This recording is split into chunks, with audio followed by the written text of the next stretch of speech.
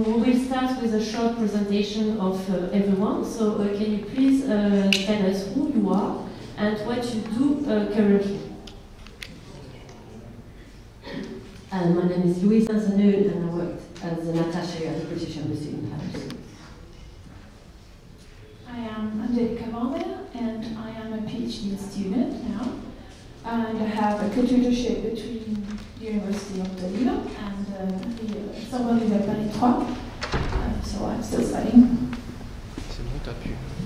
I'm Floriane PETIPAS. I'm working as a project manager, R&D project manager at BUYGUES Energies and Services, so working in the energy sector. Hi, I'm Tobias MAYER. I'm a postdoc research in computer science in France, and I'm working basically in R&D joint research projects with industrial partners in Lyon. Good evening, I'm Piero, and I work as a research scientist in the UK, near Leeds, and I have a polymer chemistry background, so I work for an American company. Thank you very much for your presentation. Now I'm going to ask you, can you tell us about your experience of mobility? Where did you go?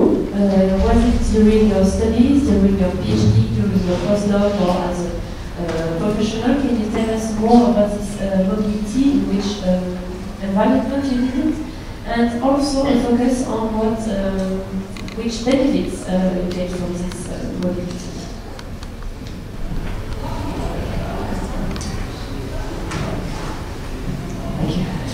First, I'd like to apologise. I have a really bad cold, so my voice isn't so funny.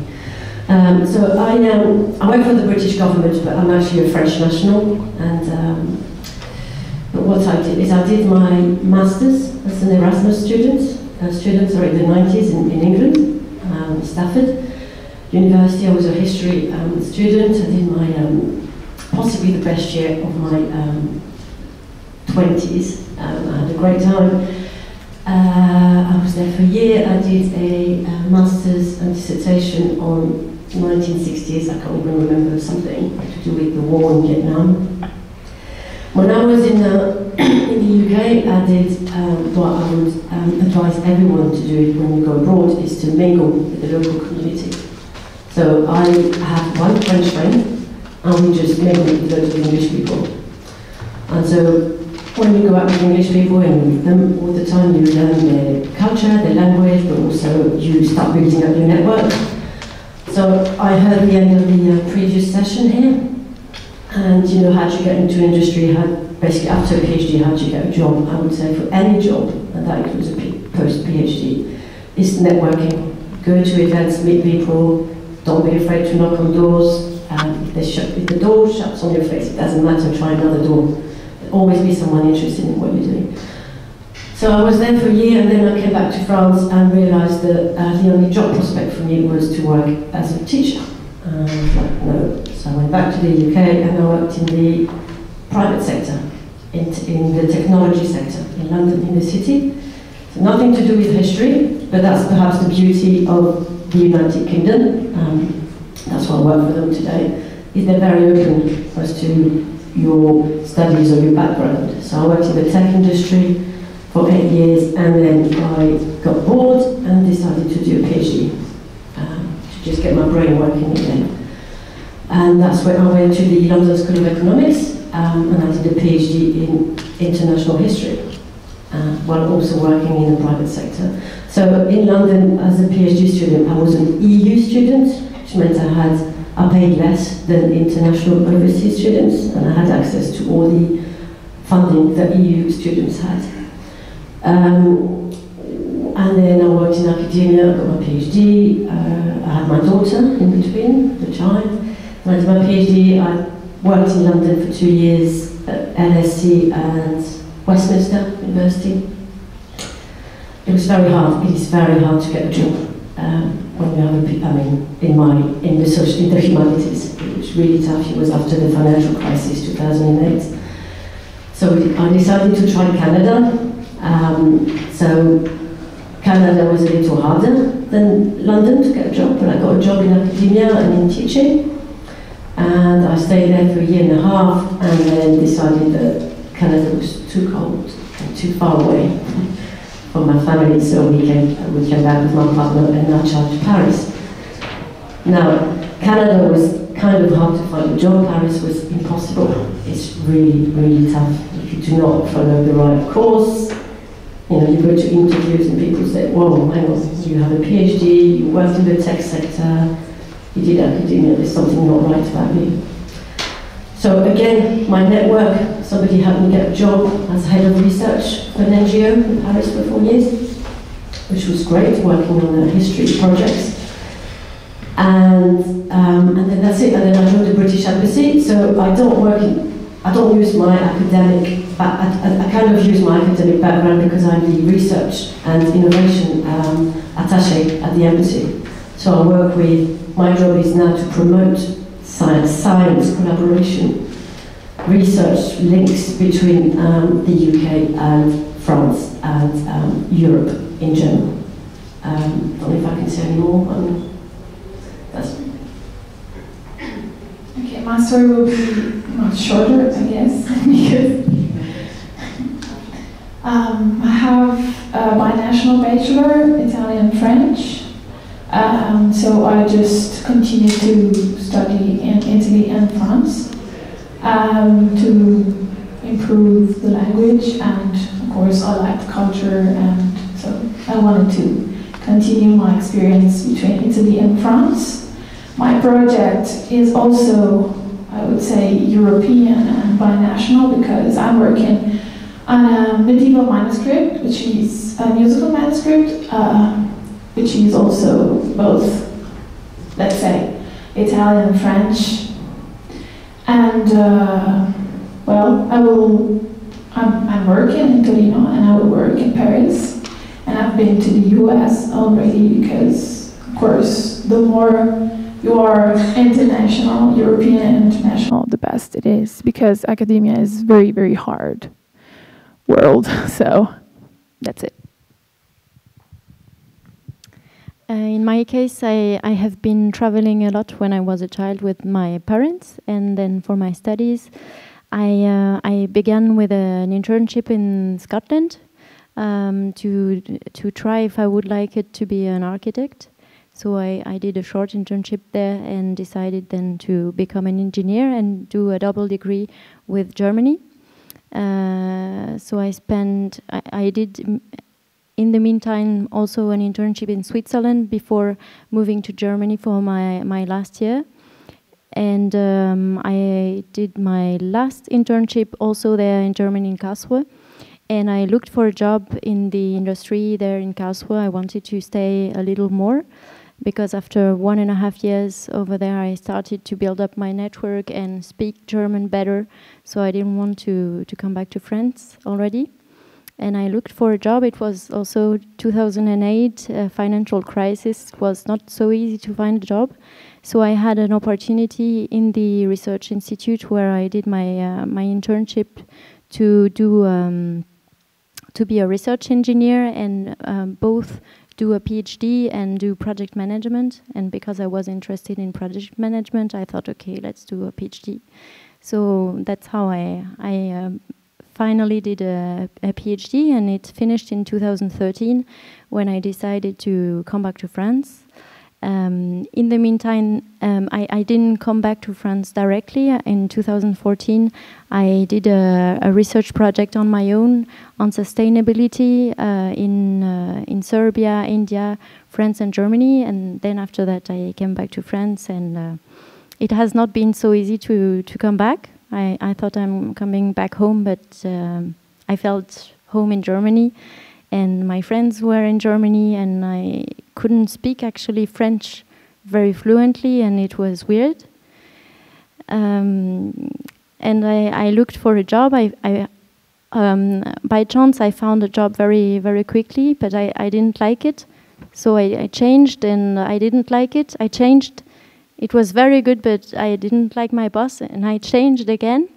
And each time it was near Paris, but Paris is big, as you know, and if you don't want to spend 3 hours in the transportation, you have to move. So each time I changed my job, I moved.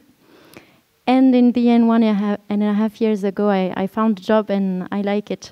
And I bought an apartment this summer, so everything's right. But you see, after 3.5 years back in France, now I begin feeling home.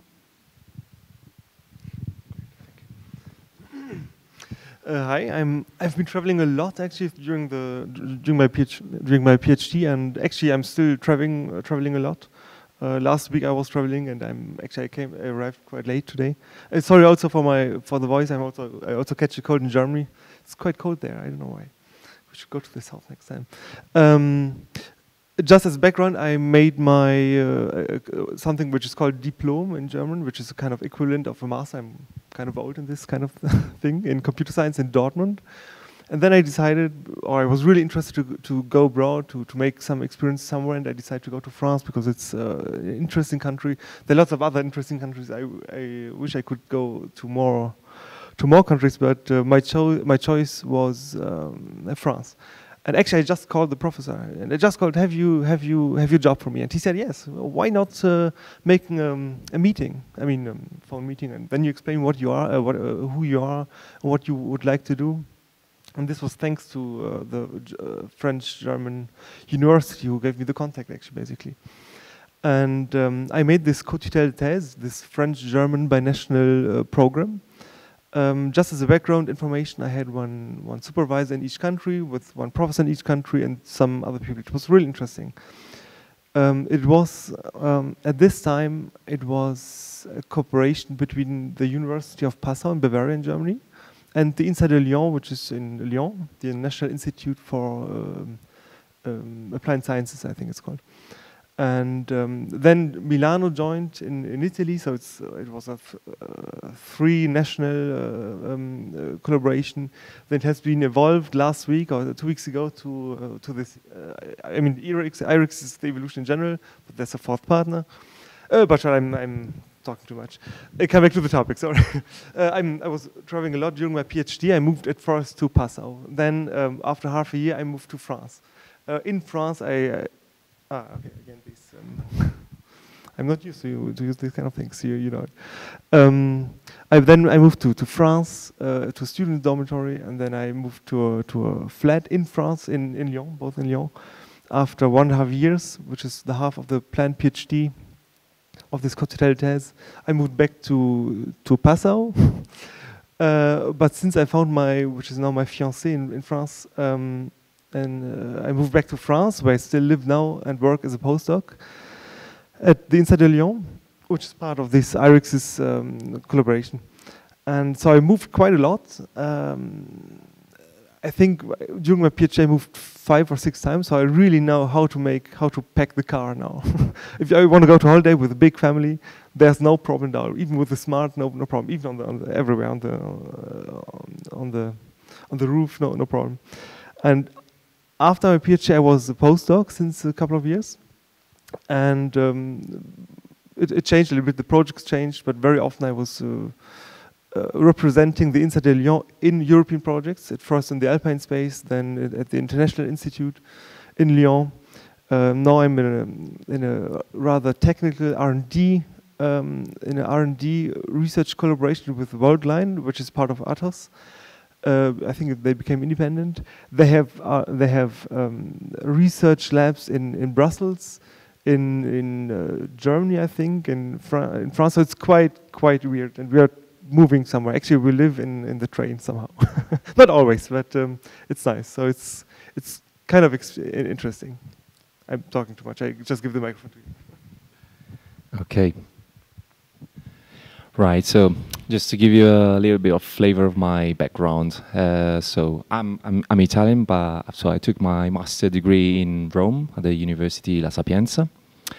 But then I decided that I wanted to improve my English and living abroad, so I moved to England, to Manchester, where I did my PhD in polymer chemistry and biomaterials. So I stayed there 3 years. I was living my life. I was really enjoying the time in England. So I really felt English. But then after my PhD, at some point, I decided to move to France. So I continued my academic research in Montpellier. where I was a postdoctoral researcher for a year, and then I joined. After that, I joined a startup for a while, but then I decided that actually the academic research wasn't for me. It wasn't my cup of tea, as English say. So I started to look for an industrial position, and I really struggled to find a job in France although I had with my titles. So after a while, I decided to move back to the UK, and then I found a job as a research scientist for Unilever, for a research and development center based in Liverpool. And then I worked there for a couple of years, but then I wasn't happy again, so I moved to another company where I'm currently working right now for ASHLAND. So here I am. Hi, sorry for being late, but I was stuck in meeting and sorry for being late, but I was stuck in a meeting and then stuck in traffic. So if you want to, oh, sorry, I'm not very good. If you want to know something about my background, I'm working at the OECD, that is an international organization, the Organization for Economic Cooperation and Development. Basically, we are a consultancy for governments. We recommend policy to government, and what I do there, it's I try to be an economist and on the field of labor market policies. And I'm there since 4 years, and I've done 4 different jobs in this organization. And I have always traveled during my job and before.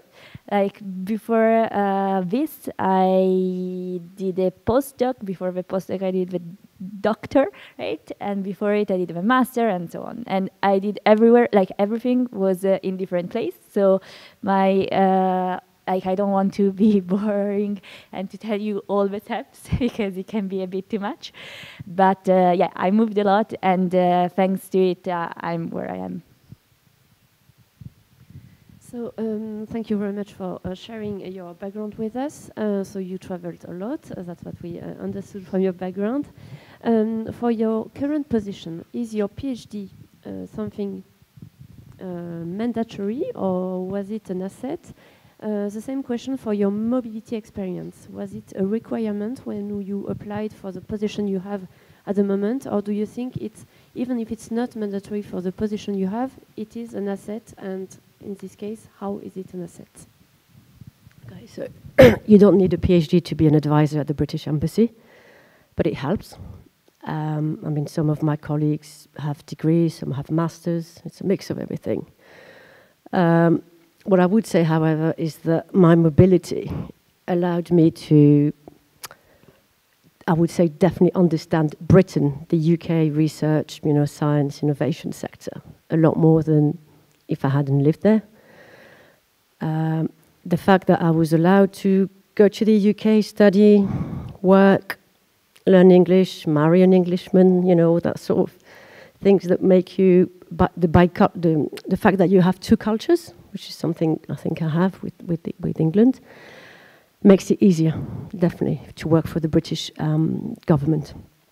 But it was, how can I say, it's possibly one of the factors, maybe, I don't know, that got my boss into thinking, actually, this one has the dual culture thing that we need, working with the French, working with French governments, universities, etc., but understanding how the UK and the culture.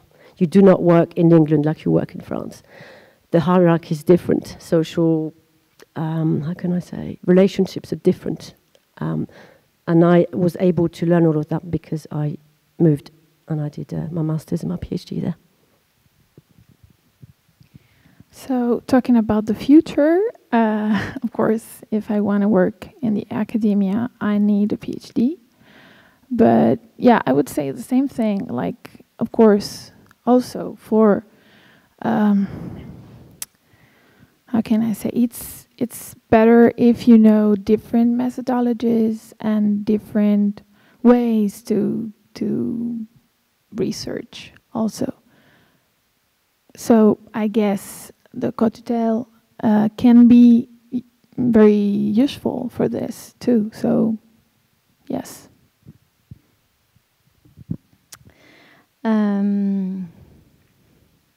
Concerning the job I have right now, my boss told me he hired me because I have a PhD and because I speak German fluently. But I think I'm very lucky, because in France it's not very common. And my boss doesn't have a PhD, so yes, I guess he's quite open-minded, and he wanted to increase collaboration with our colleagues in Switzerland, and that's why he wanted me to speak German fluently. For the former jobs I got, actually when I came back to France, I almost thought maybe I shouldn't write on my resume I have a PhD. And in the end I wrote it every time, and I got many job offers. I tried to count. I think I got 6 job offers within less than 1 year, and always I wrote I have a PhD. Most of them were in the research, in the industry always, but most of them in research. Some of them were not in research but consultancy. So yes, you can find a job in France having a PhD, but I guess you have to explain it well. I mean, it's not common. Interestingly, I made similar experiences. I applied for a job once or twice in France, and they also I also mentioned, I have a PhD. I made a PhD track, co-tutel thèse. Okay, but what can you do? So it was really interesting, because I mean, you think that you can do many things, but it's scientific actually. Anyway, I think, as you said also, I fully agree. You don't need necessarily a PhD to find a job, especially in IT or computer science. But particularly for jobs related to research, R&D things, that's very interesting. And I can absolutely recommend to make one. It's really an interesting thing. You have some freedom in your mind. You can play around with topics, with subjects, with domains, technologies. You speak with people all over the world. You go to conference somewhere. It's really interesting. But in my opinion, you should really try to go abroad somewhere, at least once. Because this is something that I really liked, in addition to learn the language, to meet the people, find friends all over the world, mostly in Europe. What I really liked is to get the way how they think, the other cultures, the other approaches, other ways of solution finding. But especially language is just a tool, actually. I mean, we can talk in English, with so many cultures, so many blah blah, but there's so many differences in how you approach things. How you think about things. Some gestures maybe in one culture good, in another one bad, and this can create conflicts that are not easily solvable only with pure language. Except you're really open and say, "I'm sorry, I think there was something," and so on. But this you learn with going abroad, and to be open for other cultures. Ways of thinking, and that what they meant and they said and did is maybe not negative or not positive. It's their culture, basically. This is something what I really find interesting and very important for international working. If you work in a global play, in a company which has some deployments everywhere, all over the world, and you make international projects, I think it's very important, this specific aspect. So regarding the PhD title, yes, generally speaking, in England, it's very well reputed. So if you do have a PhD title, it does help you to progress much faster, to get a better job, and to progress in your career, in your industrial career. And the knowledge you bring with your PhD, it also helps the company as well. So yes, it is very, very beneficial for your career and for the company. Regarding the mobility, well, I feel very lucky because my company accepts that diversity. So if you do speak other languages, if you have lived abroad, it's obviously an added value for the company as well. Okay. So yeah, first, same for me. Like first question is yes, like to be an economist, like a researcher, you have to have a PhD. You can be something else, but to do what I do, you have to have a PhD. And the second question as well, yes, by definition, I work in an international organization, so you need to be international. You need to know more languages. You need to be able to interact with everybody and to understand different culture.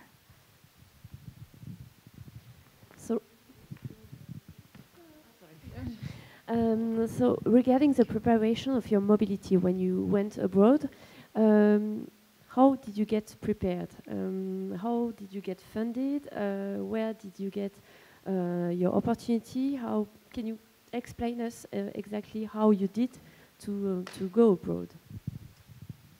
There's this great thing called the European Union, which I did mine in the late 90s.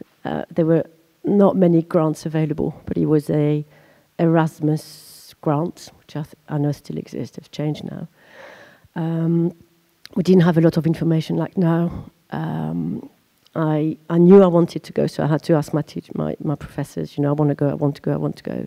I think there were 200 people in my group where I was at university. Only 8 places available. So I did that, and I did what most of us do when we're young students. We just get a summer job and you work, and I worked in the UK when I was there to pay for my studies. I would say it's a lot. It seems a lot. Well, I say that not because I'm on the other side from British government and I look at, you know, in terms of mobility, what's available. At the time, it wasn't that easy, but there's a lot of opportunities out there right now, I think, and funding. Well, talking about my bachelor, there was a project between the University of Torino and Chambéry. So I just decided to do that project. And so the third year of my bachelor, I stayed in France and I lived there and I studied there. And then, talking about my cocktail, I now have a grant from the Université Franco-Italienne. So I just thank. Well, of course, I have a project which is both, as I said before, Italian and French. So it was interesting for them, of course. And so, yes, that's all.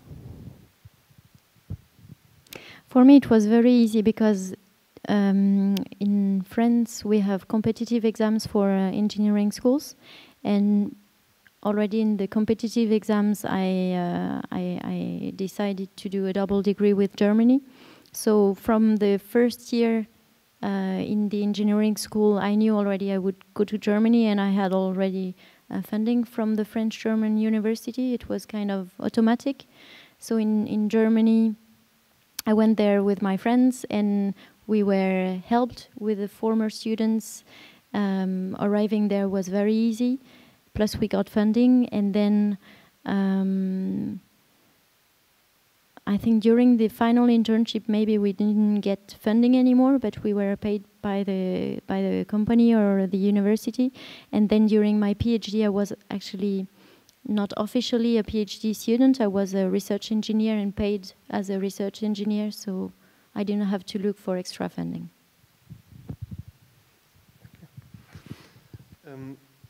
I really wanted to make a PhD, so I had a look on the French-German university site. I called one if they could recommend me something, and they recommended me, among others, the collaboration with Passau and Lyon.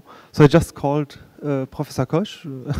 I was young, and I just called him, and he was very friendly. He was just very open, and yes, no problem. Let's have a meeting. Let's discuss about everything. And I was in a very lucky situation because apparently, I never asked actually in detail, but apparently the funding was already there. but they did not publish yet the positions.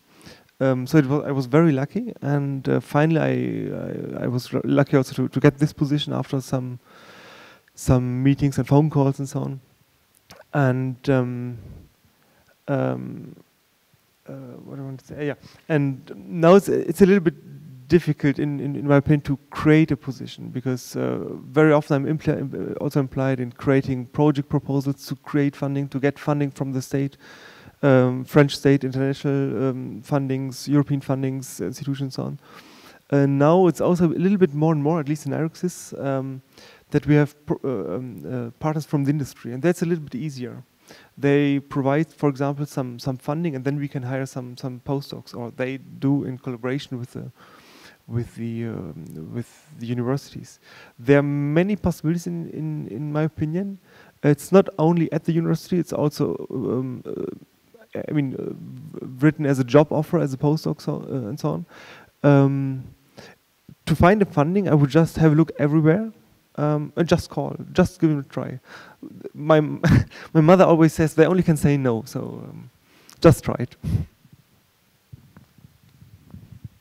Okay, so life was quite ironic with me because I didn't want to do a PhD, honestly. At least in Italy. At least in Italy, I thought it wasn't worth to get that sort of title. So my mobility started with by selection. I've been selected for a studentship abroad in the UK at the University of Manchester for only 6 months. But then after 3 months, my supervisor said, "Why don't you start your PhD?" And I said, "Okay, let's go." And then obviously I didn't regret that choice, of course. But it was pretty easy because I was already integrated in that laboratory, and I was already part of the sort of English culture, so it was quite easy. Yeah. Thanks. Also for me it was quite ironic because I didn't plan to do a PhD either, but and of course a postdoc either. But I don't know. Like my first mobility experience was very random. I wanted to do an Erasmus, it was like during my bachelor, and everybody was going in Erasmus. I say, of course, I want to go. And I didn't do the Erasmus. I did another program that was an overseas program that actually was better because I went for 1 year to the US, and that was amazing. It's like everything started from that period. I really realized what I really liked and what I wanted to do. And since then, I became very good in finding all the scholarship, all the deals, and also I became shameless. So I started to write everybody, without any problems, asking for fundings, for possibility of reaching the researcher or the, I don't know what, other centers. So this allowed me to do another Erasmus, an internship at the OECD, at the Italian delegation at the OECD, because since the OECD it's an international organization, it has representatives from all the countries that are members. So I was in this, let's say, Italian government dependence at the OECD.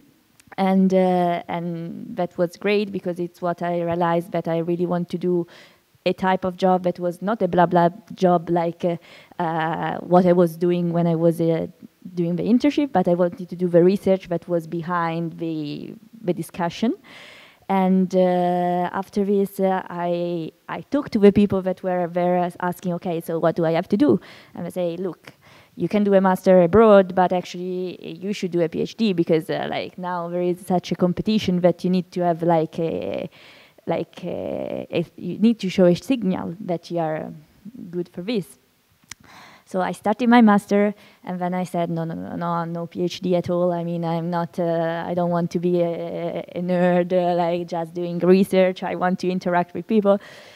And I started working, and after 2 weeks, maybe 10 days, I said, no, this is horrible, I don't want to do this, I want to actually do research.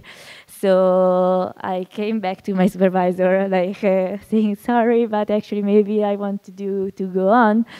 And so I found my own way through this. But of course, when you do something, then you can change easily your mind, because if my goal was to work, at the end, during the PhD, I kind of like it. And I thought, well, why not?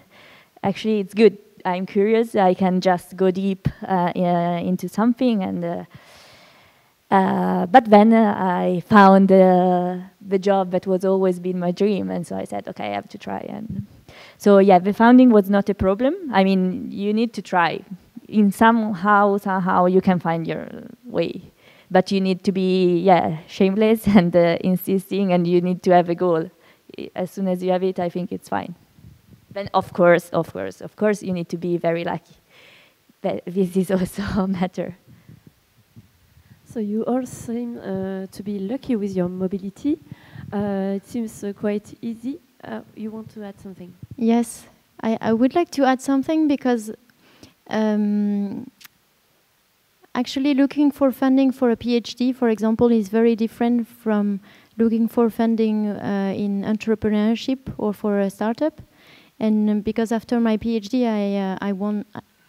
I was looking for a new job, and slowly I really knew what I wanted to do. And I realized I would never find this job, so I decided to do it. And this is how I thought, okay, I will create my own project and look for funding for this project, which is then rather kind of entrepreneurship. And I thought, okay, I will found a startup, and maybe after I can found a startup and live from this. And it was very different from looking for funding for a PhD, for example, because you target specific universities, for example. And because this idea of creating my project came quite late, and I felt an urge to quit my job and do it. I didn't have enough time to look for funding. I began to look for funding and realized I don't need 1 or 2 months, I really need 6 months, and knock at many doors. And also the processes are quite long to get prices or things like that. And this is another process. And in the end, I realized I need 4,000 euros. Okay, I will do it with my my money.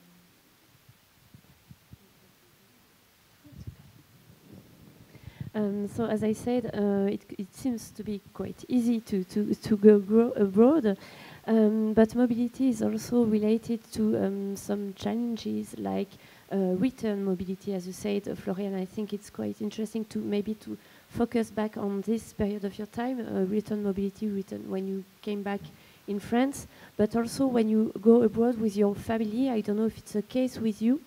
Can you tell us a bit more about these challenges and how you can overcome them, or some incentives you know that can help a researcher with a family? Or I am going to sell the UK because it's my job anyway, and also because I lived there for so long. And the US are very good at, when you get a job there, at helping your spouse get a job, even if it's temporary, helping with the moving costs and stuff like that. There are some universities in the UK that do that. Obviously, we all know the best in Oxford, Cambridge, but also actually I work with Manchester University quite a lot today in some programs, and I know they're very good at welcoming and helping partners. I mean, that's the professional side of me, but personally, if there's nothing available for your spouse, for your partner, for your kids, it depends how willing, how are you willing to make a sacrifice. You have to give up some stuff. Some stuff will have to give. You can't just go and say that, like when I went to Canada, my partner had a job with a private company and I followed him. Well, I lost my job at Westminster University to follow him. And that, some things have to give, but I guess it's something we all have in common here. I'm listening to all, what my colleagues are saying here, is failing is not a bad thing. I mean, when somebody says to you, no, I don't want you, or when you can't get the job that you want, or when you follow your partner and there's nothing there for you, failing is actually something you can learn from. And so you have to be, it teaches you resilience, I think, and also the culture, because you're not from here. You live in a country, but you know you're a foreigner. You know you don't fit in, you know. So resilience, and you need to adapt and just accept that sometimes, yes, I was the best in my home university, and now I'm not. I did a great engineering school, which is very famous in France, but actually I go to another country, people don't know what I do or where I come from. So, yeah, I mean, this is something that I teach my child now, trying to adapt, just, you know, just get on with it. Yeah, I would say, yeah, try to adapt too, like even if you're young or you're not, or at all the stages of your career.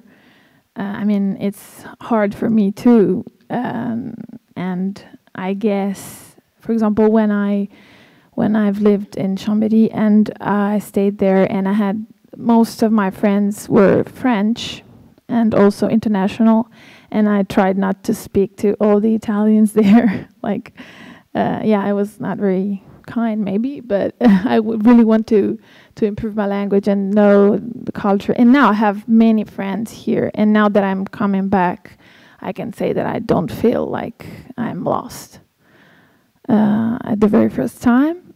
And just to say about my experience,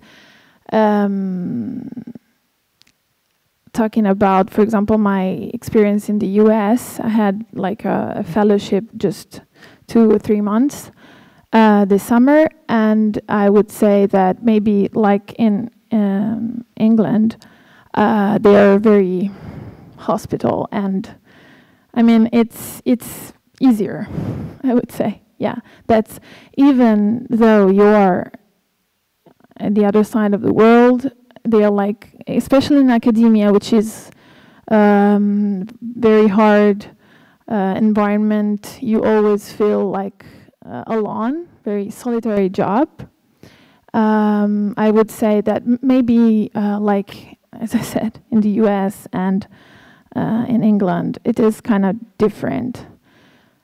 Instead, I guess Italy and France, they are quite similar. So, well, I was used to. And yeah, maybe in England I should try one day.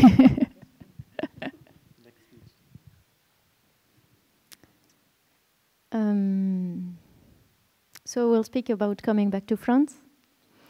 I think when I was abroad, it was very interesting. I was very open to discover these new countries and way people live over there and so on. And I guess it was like a challenge. I knew I'm here for a certain period of time, and it's very challenging to adapt and have friends, learn a new language and so on. And when I came back to France, I thought life would be easy coming back to my home country and so on, and actually I realized it was really hard because I didn't have a challenge anymore. It was, and I thought it would be easy, but it wasn't, because as I said before, I didn't feel at ease with my mother tongue. I didn't have friends anymore because my former friends didn't live in Paris anymore. I came back to my parents 10 years later. I didn't have a job, and it was horrible. It was horrible. And I guess the challenge is the key point. Probably if I had found a job before coming back, it would have been easier. Probably I should have looked at the different parts in my life: family, friends, language, job, and move maybe one thing after the other and not throw everything away at once. But in any case, it was really hard. So it's something to prepare. And also, I guess one key point is I realize I think I like to travel also to discover new things and maybe not escape from something I don't feel at ease with in my life or in my normal life when I'm quiet. And coming back to France and in my family, it's obliged me to see the things I don't like. And it's something I work on since I'm back, also personal development and things like that. I realize things I didn't have to look at when I was in Germany. Now I have to look at them, and I live with them, and I don't know how to explain it, but it's I have the impression I have escaped something for years, and now I try to live with it in peace. I find when you go abroad, in my opinion, and you go back to your home country, in my opinion, you discover directly two countries. You go. In my case, it was France. From Germany, I went to France. It was weird. Everybody was behaving in a weird way. It's not German. Strange. And then I became more or less French. I mean, the behaviors and so on. And I felt quite comfortable in this country. And then I came back to Germany. And then I thought, oh, okay, it's cold. Yeah, it's snow and everything. But everything was really weird again. I discovered again how the Germans or the own country actually are in comparison to other countries. In this case, it was only one country that I really discovered. But it was interesting to see that you were so used to where you live that when you go back after a while, that you rediscover your actual country, your actual origin, more or less. And okay, then I went back, because now I live in France. Then I went back to France. So another time, oh, what are they doing? It was really weird and strange. But this is, I think, something that you really discover once you adapt to one country, and you go somewhere else. It feels strange but comfortable at the same time. During the PhD, it was a little bit. There were other aspects, what you also mentioned. You come back and people are not there anymore, because there were a group of PhD students at my time when I made a PhD, kind of 10 PhD students, but not all of them changed the country at the same time. So sometimes one was moving, you came back, he was finished. There was a new person. It was really, really mixed. And there was never a stable situation. And when I was at the postdoc position in Lyon, I also discovered a little bit the frequency of moving. So there I really realized the mobility. And this can be maybe hard, but it's also nice because every time you meet new people. And but another aspect is when you're abroad, to see your friends and family. This is also an aspect that you need to think of, because it takes some time to see the family. They're not there, but it's also nice to take them to the other country and to make them discovering the country, and because they don't necessarily speak German, French, English, or other countries, depending on the collaboration. And this is really fun, because then you can really say and describe, how here I was with blah blah blah. And I made this here and there. It was my defense, and all these things. You can really show them and make them discovering the country as well. And this is a nice aspect.